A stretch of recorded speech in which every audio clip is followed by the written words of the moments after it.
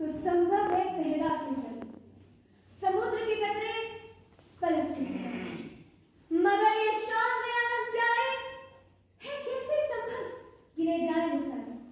वंदनीय मां सरस्वती, आदरणीय मुख्य अतिथि, अध्यापक वे, निर्णायक मंडल, समस्त प्रतिभागी तथा यहाँ पर उपस्थित श्रोतागण, नमस्कार। आज मैं अग्नि शर्मा, दयानंद पब्लिक स्कूल कक्षा 9वीं की छात्रा, आप सभी के समक्ष महर्षि दयानंद की विश्व को देव विषय पर अपने विचार प्रकट करने जा रही हूँ।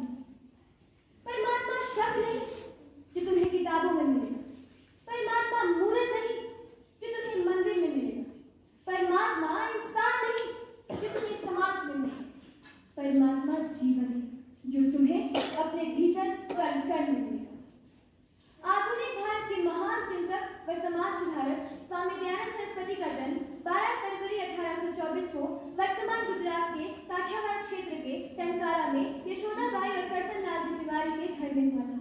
वे बचपन से ही तीव्र बुद्धि और जिज्ञासु प्रवृत्ति के बालक थे।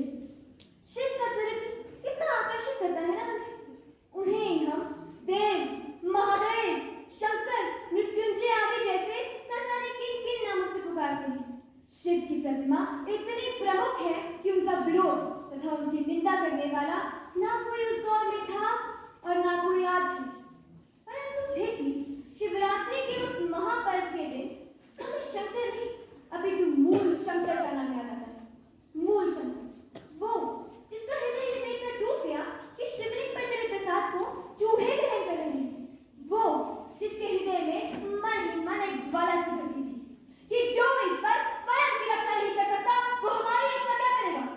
वो जिसके हृदय में सच्चे ईश्वर की तलाश करने हेतु एक संकल्प था, और वो मूल शंकर जिसके हृदय में एक छोटा सा ज्ञान का अंकुर प्रस्फुटित हुआ है, जो आगे जाकर महर्षि दयानंद के रूप में एक विशाल वटवृक्ष बनकर मानवता का उद्धार करेगा। स्वामी दयानंद सरस्वती का शिक्षा दर्शन सत्याग्रह प्रकाश के विशेष संदर्भ पर रखा है। उन्होंने 19वीं शताब्दी के अंतिम चरण में इस पुस्तक की रचना की। वे आधुनिक भारत के प्रथम विचारक थे जिन्होंने सत्याग्रह प्रकाश में सबके लिए अनिवार्य एवं निःशुल्क शिक्षा, विशेषकर प्राथमिक शिक्षा का सिद्धांत रखा। दयानंद के अनुसार वो शिक्षा जिससे विद्या, सभ्यता, धर्मात्मा, जितेंद्रियता आदि की वृद्धि हो और अविद्या दूर हो, उसे ही असल शिक्षा कहते हैं। उनके अनुसार शिक्षा का मुख्य उद्देश्य मोक्ष प्राप्ति है।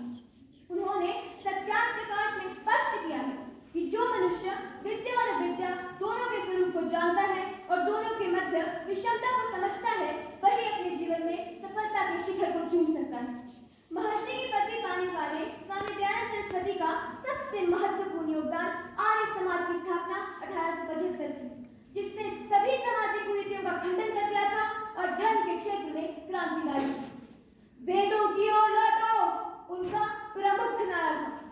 इस महापुरुष का उद्देश्य किसी नवीन धर्म की स्थापना नहीं, अपितु प्राचीन वेदों की शिक्षा का अनुसरण और उसके फलस्वरूप विश्वोद्धार।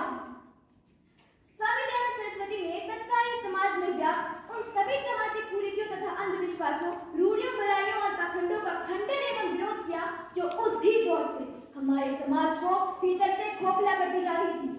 आर्य समाज और स्वामी दयानंद सरस्वती का दृष्टिकोण सर्वभौम है। आर्य समाज के नियमों की स्थापना करते हुए महर्षि दयानंद ने जो उसका लक्ष्य निर्धारित किया है, उसे पूरा करने के लिए हम सभी को एकजुट होने की आवश्यकता है। उन्होंने मात्र अपने देश अथवा समाज का ही नहीं, अपितु पूरे संसार का उपकार करना अपना मुख्य उद्देश्य बताया है, ताकि हम अपनी मंजिल तक पहुंचने वाले मार्ग से भटक न जाएं। कहा भी तो गया है कि जो सफर की शुरुआत करते हैं वे मंजिल भी पा लेते हैं। जो सफर की शुरुआत करते हैं वे मंजिल भी पा लेते हैं। बस एक बार चलने का हौसला रखना करती है, क्योंकि अच्छे इंसानों का तो रास्ते भी इंतजार करते हैं। जी हाँ, अच्छे इंसानों का